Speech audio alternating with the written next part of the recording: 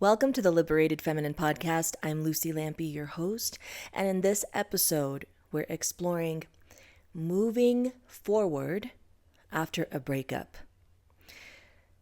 There is a difference between moving on and moving forward.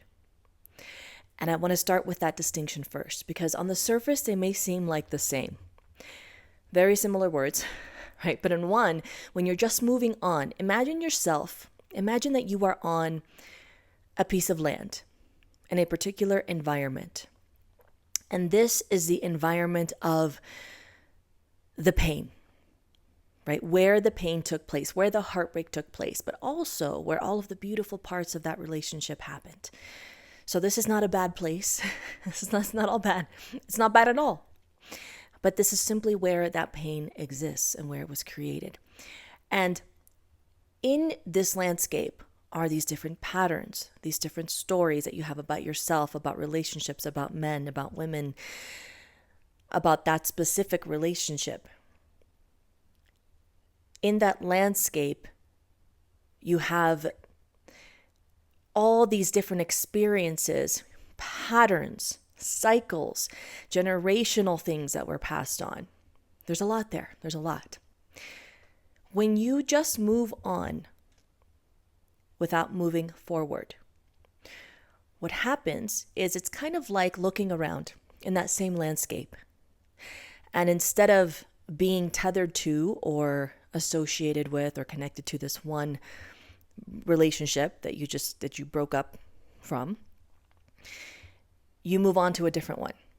You're still in the same landscape of the same patterns, the same ways of thinking, the same, you get what I'm saying? But you're just repeating it in a different way. You're repeating it in, it's like same story, different characters. I'm sure that you know what I'm talking about. Maybe you know someone who's replayed that, or maybe that's been you in your own story, in your own life and relationships. When you move forward, you are leaving behind what is expired without dishonoring or invalidating who you became in that space. We're not making this space bad. It's just being able to look at the land and say, thank you. Thank you. I release you and I release myself from you and I am moving forward. When you move forward in your life, you are taking accountability for the part that you played in the decisions that you made, in the dynamics in your relationship, in the way that you showed up, in the ways that you did or did not value yourself, etc. When you move forward, you are making a conscious decision to break out of certain patterns that you recognize are not healthy or are just not working for you or are simply not aligned with who you are becoming or who you see yourself becoming, who you envision yourself being. So moving forward requires your open heart. The thing about heartbreak too is this, that you can either let it break you, as in break your spirit, break your belief in love, break your trust in love, or you can let it break you open. And by the way, everything that I'm sharing here in this episode is something that I have personally lived and chosen to deepen into and chosen to embody. So this is not just, some random advice on how to get over a heartbreak. This is not that. Okay, there are a million and one ways that you can do that without moving forward in your life, but you are here because you want to know how to expand into a fuller version of yourself through your heartbreak, not to just continue surviving despite your heartbreak. I want you to thrive. I want you to access these parts of yourself that you could not have touched were it not for your heartbreak.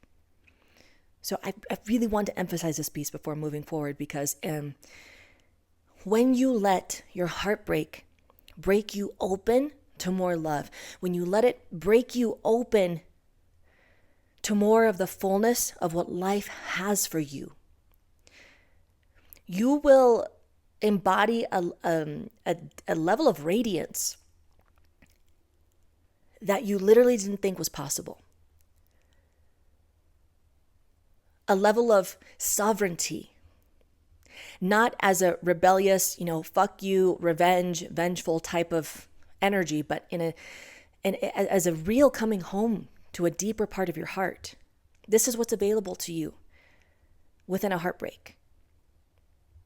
On the other hand, I've heard from so many people who say, hey, it's been 5 years since I broke up with my ex, or since he cheated on me, or whatever happened, and I still can't get over it. I can't seem to let him go. I'm still hoping that he'll come back and that he'll apologize and that I'll get closure. And that's one piece right there. Another thing that I want to share with you is the importance of seeking closure, real closure, and I'll go into what I understand that to be and how I, talk about that. Seeking real closure versus seeking reasons and intellectual understanding of what happened and how did you get here? Why did they hurt you like that? Why is it over? It's all of those questions, the why now, why me, why. That is what will eat you alive.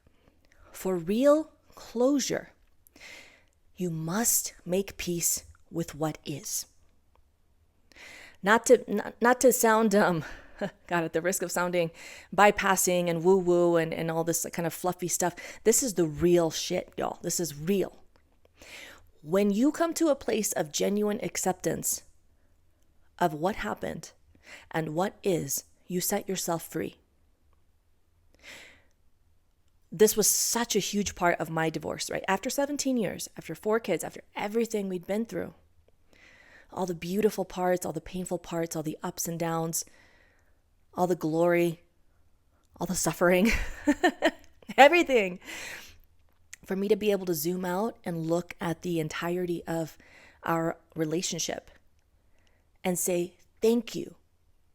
Thank you. This is what I needed to become who I became. I was forged in those fires.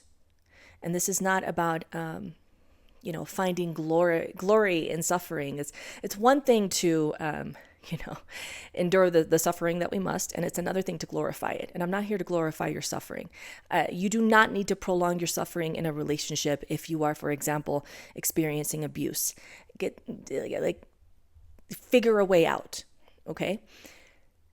But there were specific lessons that I knew that I had. It was like I was assigned to learn, right, on a soul level in that relationship that prepared me for everything that I'm experiencing now. It helped me to find my voice. It helped me to recognize my needs and individuate myself. It helped me, gave me the space to connect with my wildness and my fieriness, my intensity, all of my, rich, deep, dark Scorpio qualities. And it taught me, or it gave me a series of opportunities over the course of many years, taught me how to alchemize. Not just put a Band-Aid over feelings and pain and things, but how to truly alchemize pain into power, into love, into peace. So part of your closure is being able to see the gifts. Not only the gifts in the breakup, because you can easily go to the end of the spectrum of, well, they just they just taught you how to love yourself because they're such a piece of shit. That's not the vibe. If you feel that way, that is completely valid. I get that. That is a healthy part of the process, all the stages of a breakup.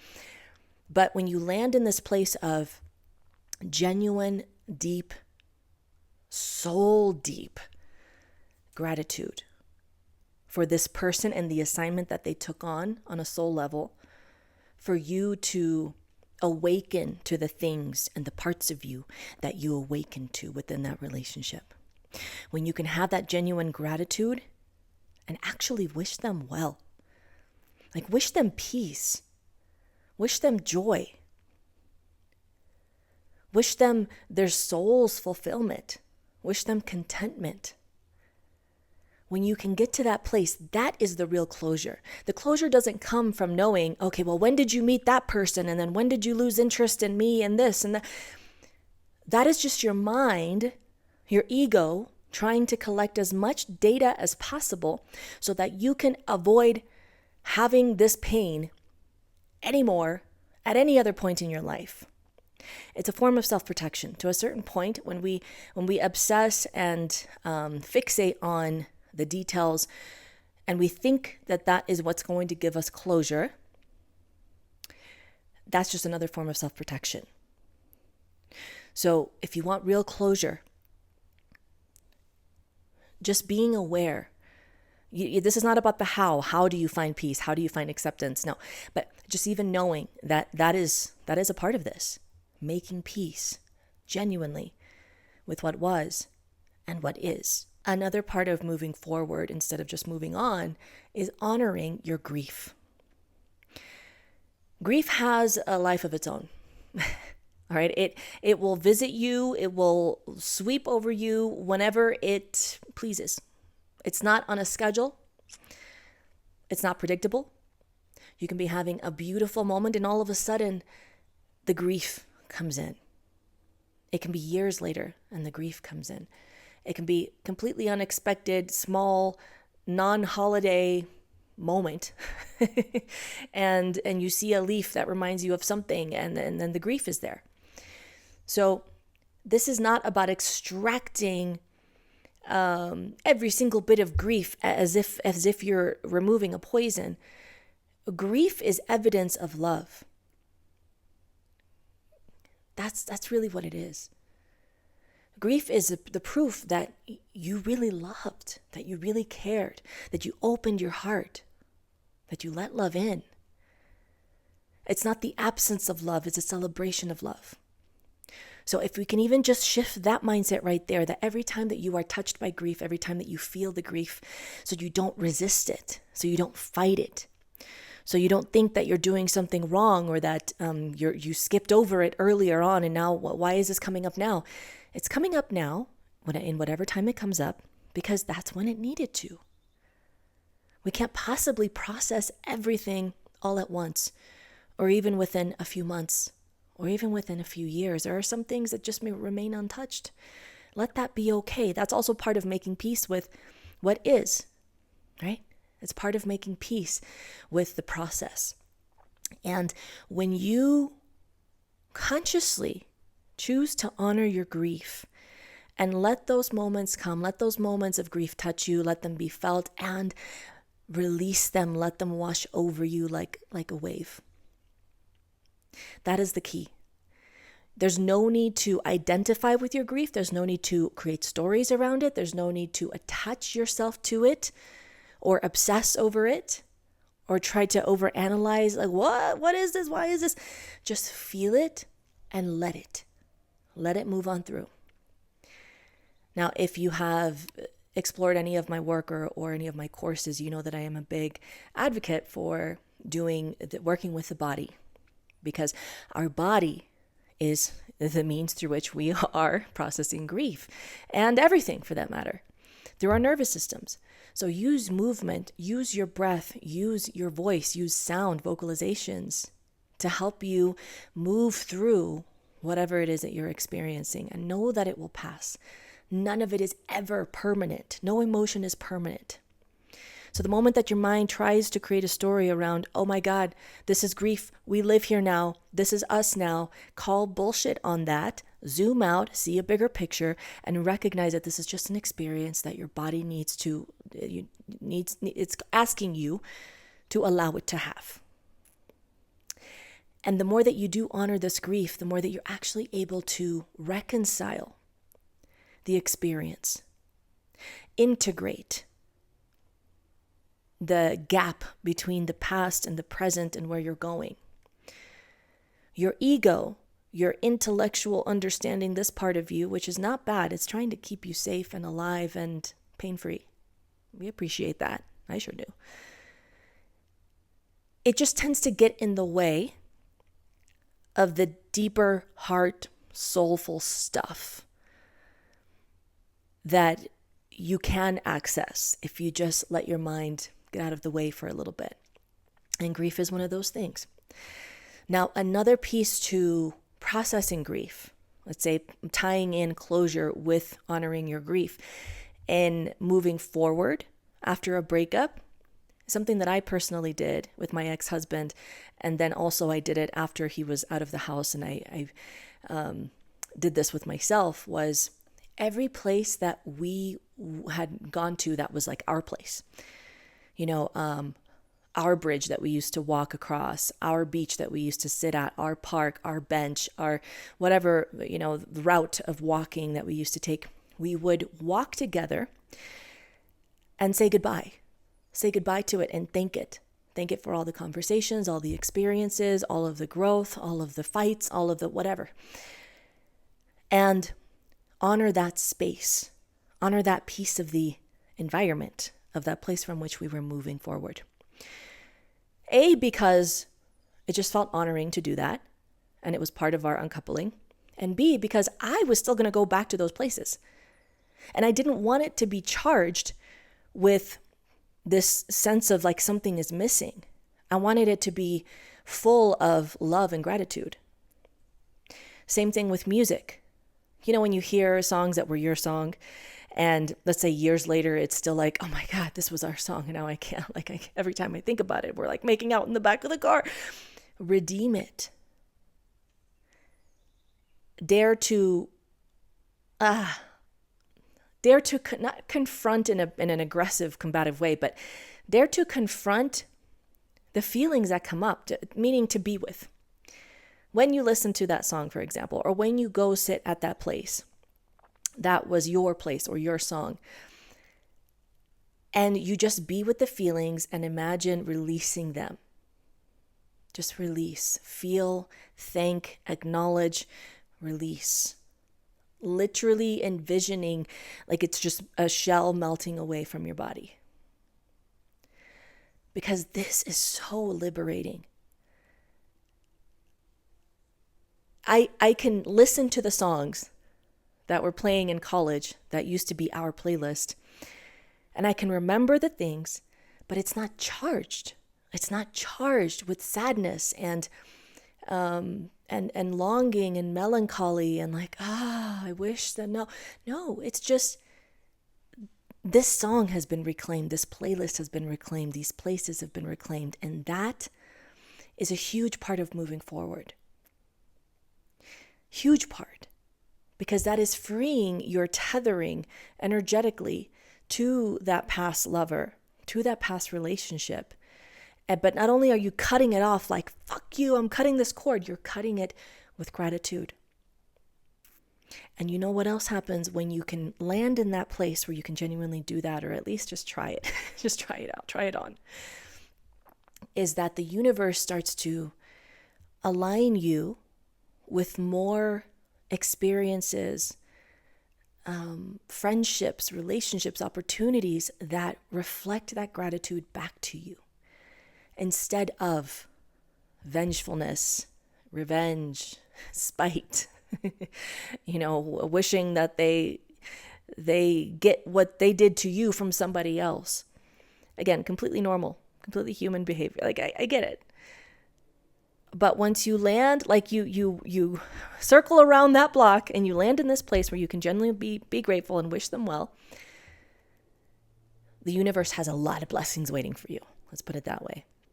So trust your process, seek real closure, honor your grief, keep your heart open. And the last piece I want to mention in this video is releasing. Just like cord cutting, right? It's not a one-time thing. It's like unraveling thousands of little strands from the same rope. It's a big-ass rope. Okay? For me, it was a big-ass rope. It's a lot of years. It's a lot of growing up together. It was a lot of healing, a lot of life in those 17 years of marriage. So another thing that I would do is anytime that I would, be packing up his shoes, packing up his things in the closet, cleaning out the garage. There were countless examples of this throughout that first year, especially, where I would imagine the energetic connection that, let's say, those pair of shoes had made me aware of between me and him. And I would just, that one strand, I would just imagine severing it, sending his energy to him, calling back my energy to myself, and saying, thank you, I release you. And yeah, sometimes I had to wail my eyes out. Again, you can't control when grief is going to visit you, right? But I would allow space for that to happen and energetically, spiritually say, thank you. I release you and I release me. And I call my energy back to me. And then it's the accumulation of all those small moments that when you look back, you realize, oh, I feel so much lighter. I feel so much more me. I feel so much more free. I actually am moving forward in my life. I'm not stuck in the past blaming. Another piece of releasing is releasing the other person of the roles that you have put them in. This is a hard one for a lot of people, especially if, let's say, there was cheating involved or some kind of betrayal or abuse. But to release them from the role of perpetrator, it's not about them at all. And it just doesn't justify any pain that they caused or any damage that was created. It's not about justifying. It's not about reconciling. It's about freeing yourself. So when you can be in this space of, I release you from the role of whatever you call them, from the role of narcissist in my life. That's a big one. That's one that comes up all the time. I release you from that role. And I free myself. And when you do that, that's one of the most powerful steps that you can take in reclaiming your sovereignty. So that even if you are a survivor, an actual survivor of abuse or something horrific, you no longer have to identify as a victim. You identify as a sovereign, whole, integrated woman or person. And there's a big difference, because how you fundamentally identify what you identify with, it shapes how you show up in the world, how you see the world, what you attract into your life, what you align with in your life experiences, and it shapes the relationships that you are going to attract next. So releasing them from these roles, releasing yourself from these roles is a big part of this releasing as well. But in the moment, in the small moments that come up, that exact practice that I shared with you is something that you can do. Just imagine as you're putting, your ex's clothes in the box or putting them in the car or whatever you're doing, that you envision severing that energetic cord in this micro way. Because another thing is that it's a tall ask. It's a big ask to do some one-time ceremony or ritual, a cord cutting ritual, and then be like, oh, I'm done with it. We're just done. I cut the cord. Karma doesn't work that way, y'all. When it's done, it's done. And I'm going to tell you right now that a part of really closing that up is coming to that space of releasing and genuine gratitude. And then the universe gets this, it's like you're emitting this signal. It's like, okay, I really am done with this. I really am done with this pattern. I am done with this way that I allow myself to be treated, with this way that I am sacrificing my heart or abandoning my heart. And not only am I done with that pattern, but I am not blaming the other person for making me do that. I'm not blaming the other person for making me sacrifice myself, no matter what they actually asked or demanded of me. I was the one who did that. And also recognizing that you taking accountability does not mean self-shaming, does not mean self-deprecation, does not mean, oh my God, I can't believe I did that. I'm a piece of shit. No, no one is. If you just remove that from the whole equation, and again, back to this piece about closure, and you can just see things for what they are and accept them for what they are and decide how you are moving forward. Otherwise, you will simply move on and most likely repeat the same story with different characters. So I'd love to hear what in this resonated with you. What in this have you tried or done in your process of healing from heartbreak? And maybe what in this has spurred some ideas on ways that you can truly move forward. Feel free to comment below the video or if you're listening on Spotify. And thank you for joining me for this episode. I know it's a loaded one. It's a little bit longer, I believe, than my most recent ones. Check the description below for any offerings that may align with your journey at this point. Offerings that can support you in reclaiming your sovereignty, healing the masculine wound, going deeper into your dark feminine embodiment, and so on. So check that out in the description. And until next time, here's to liberating your wild feminine heart.